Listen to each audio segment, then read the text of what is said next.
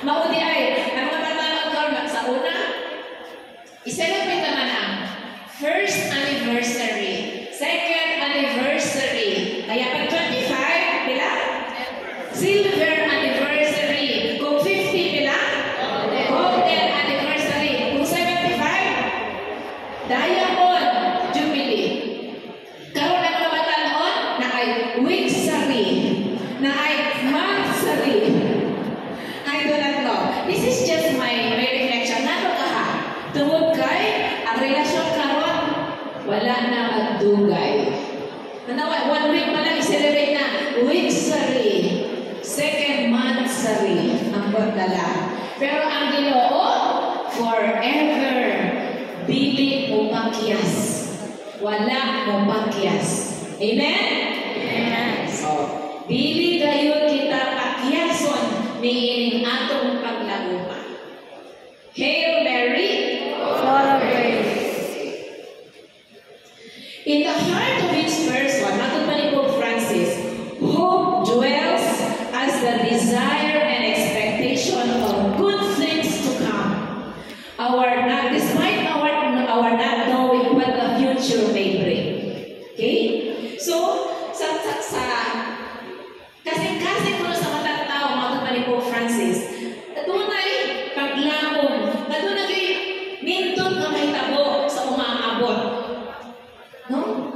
Matod pa sa Tagalog, habang may buhay, may Asa. asa. So, ang dami sa atong kasing-kasing, ang pag-asa, ang paglawag na tunay maabot na nindot sa bisang pagkaroon, wala ta kasabot sa atong kinabuhi. Bago pa ni Father Ray kanina, doon na tayo suffering, doon na mga problema, pero doon na kayo paglawag sa atong kasing-kasing. God's word helps us find reasons for that hope. Okay. Kaming Marian movement of priests, maayo kayo mag-rosaryo, no? Kapila mo mag-rosaryo sa usa ka adlaw? Kausa. Ha? Pagkadang kausa. Usa ka misteryo o usa ka... Anyway, basta bisan nagpiyong ka, kamao ka ay mag-rosaryo, no? Pero kung mapapana ko, mabasa ka mo Biblia? Ha? Panagsa? Okay, sige. Kaya ang true lover ni Mama Mary, mamalandong sa pulong sa Diyos. Sana ni Mama Mary. Okay? God's word, matod pa ni Pope Francis, God's word helps us find reasons for that hope. So, ang pulong sa Ginoo, nakatabang ka nato. Kayo sa kayo magluyan-luyan ang makabasa pa diha sa Biblia, sama sa Salmo kahapon, no? Kisa niyo nagsimba kahapon. Pista sa Sacred Heart. Masay Salmo kahapon. Kayo doon pa mo? Masa? Ang Ginoo ang ako magbalantay. Wala na'y makaulang pa ka na ako.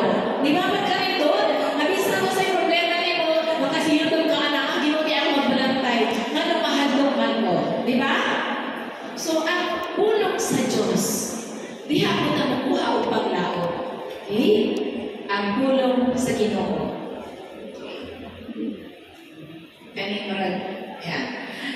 One of my favorite verses in the scriptures is Hebrews, Hebreo, chapter 10, verse 23. Basahan natin tanan palihog.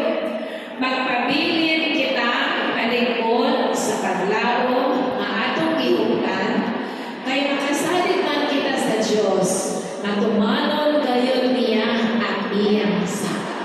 Nindot, no? You know what? There was a time, no? This is sa akong testimony. There was a time, na-try na ko ha, doon na may problema sa pamilya.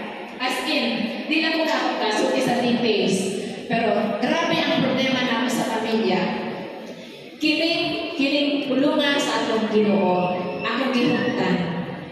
Ang akong family picture, gi-insert na ko sa Bible, niya sa Hebrews 10:23. And I was claiming, Lord, magpabili na akong malingkod sa akong paglaon. Kay kabulungo nga ibayad nimo ang imong sahad.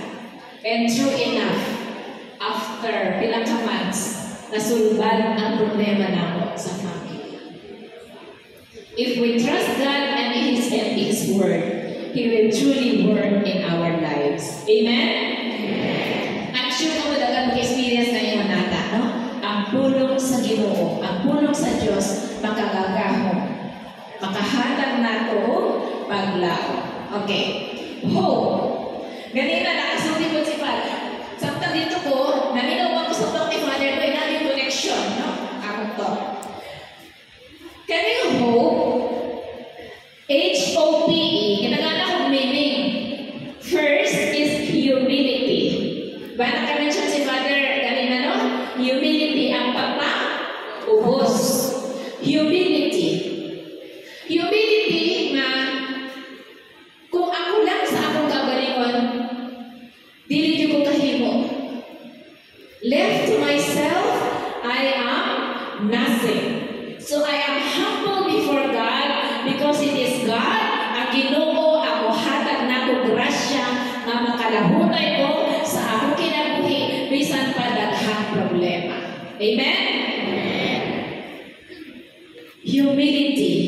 Wala man tayo kapasigan po atubangan sa Diyos kay ang tanan grasya gikan sa Diyos. Amen? Atong palisay sa rest of the child Jesus ang among patron. Everything is a grace. That you are sitting there na naglingkod mo diha karon usa ka grasya. Amen? Nga anaa mo diri karon sa inyong atubangan, grasya para nako. Kay na-inspire kayo ko sa inyong presensya, sa inyong devotion kang Mama Mary, sa inyong pagpangga sa mga pari. Everything is a grace. Nga naka-travel bigabi nga nindot ang panahon, special grace from God. Usahay isa naatay na kong problema, nalitakuha na kasabot. Grasya niya.